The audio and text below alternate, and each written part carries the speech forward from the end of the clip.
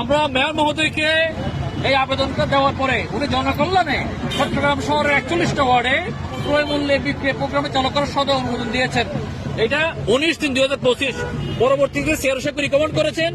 সার্ভেয়াররা দীর্ঘ 2 মাস তদন্ত করে 5টা জায়গা সার্ভে করে ওনারা আমাদেরকে সিআরও সাহেবের স্বাক্ষর সম্বলিত এই অনুমোদন পত্র দিয়েছেন। আমরা মেয়র মহোদয় আন্তরিক ধন্যবাদ জানাচ্ছি। 41 ওয়ার্ডের মধ্যে পদ 5টা দেওয়া হয়েছে। পরবর্তীতে কে বা কারো বলেছে এখানে জনসমাগম এ হচ্ছে সে হচ্ছে, উনি আবার আলাদা তদন্ত দায়িত্ব দিয়েছেন। সেই তদন্ত আলাদা মানুষ আবাসিক তদন্ত করেছে, সব রিপোর্ট থেকে দিয়েছে।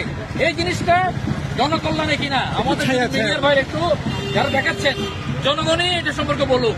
এখানে প্রোডাক্ট যেগুলো আমরা বিক্রি করছি মেয়র মহোদয়কে যে সদয় নিয়ত এই জনকল্যাণে উনি দিয়েছেন। আশবাজার আলহাসান ফাউন্ডেশন বিষয়টি ইনভেস্ট করেছে জনকল্যাণে কিনা এটা আপনারা জনগণই জানান।